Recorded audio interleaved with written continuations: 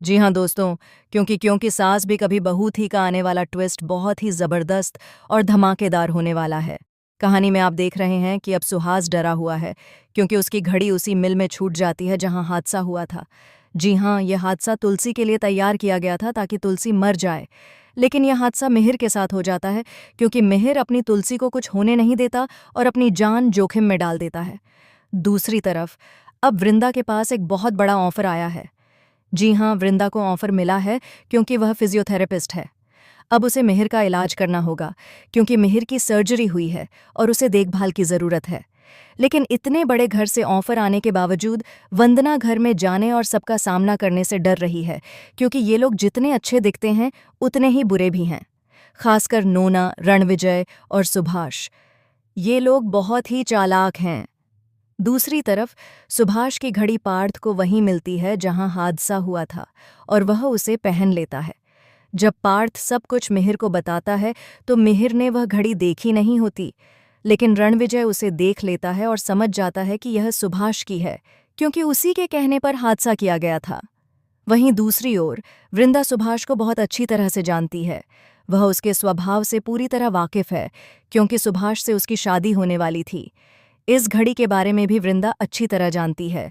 अब वृंदा वीरानी हाउस में आने वाली है और वही मिहिर और पूरे वीरानी परिवार को बताएगी कि यह घड़ी सुभाष की है। यानी अब खुलने वाला है बड़ा राज कि उस हादसे के पीछे सुभाष का हाथ था। वह मिहिर या किसी और पर हमला करने नहीं आया था, बल्कि तुलसी को मारने आया था। वह यह सब इसलिए कर रहा था क्योंकि रणविजय बदला लेना चाहता था। तुलसी ने रणविजय की जमकर धुलाई की थी क्योंकि वह वैष्णवी के साथ गलत हरकतें कर रहा था। यानी अब कहानी में बड़ा ट्विस्ट आ चुका है और मज़ा भी आ रहा है क्योंकि आखिरकार कुछ तो इंटरेस्टिंग होने वाला है। रणविजय अब तक कई षड्यंत्र और गेम खेलता आ रहा था। वह वीरानी परिवार में रहकर उन्हीं को बर्बाद करने की साजिश कर रहा था। उसने दो भाइयों अंगद और रतिक के बीच लड़ाई करवा दी। दोनों के बीच इतनी गंदी लड़ाई हुई कि अब वे एक दूसरे से नफरत करने लगे हैं और इसकी वजह रणविजय है। तुलसी लाख कोशिश कर ले दोनों को समझाने और मनाने की, लेकिन जब तक वे खुद सच्चाई नहीं समझेंगे और ये महसूस नहीं करेंगे कि कोई तीसरा इंसान उनकी लड़ाई का फायदा उठा रहा है, तब तक कुछ ठीक नहीं होने वाला। लेकिन फिलहाल जब सुभाष और रणविजय का सच सामने आएगा, तो क्या अंगद को बुरा लगेगा? क्या वह अपने भाई रतिक से माफी मांगेगा? दोस्तों, हमें कमेंट करके बताएं कि आप इस आने वाले इंटरेस्टिंग ट्विस्ट को लेकर कितने एक्साइटेड हैं। क्या आप चाहते हैं कि सुभाष और रणविजय दोनों जेल में बंद हों?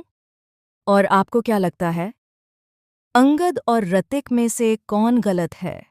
ऐसी ही टीवी के लेटेस्ट अपडेट्स के लिए चैनल को सब्सक्राइब करना ना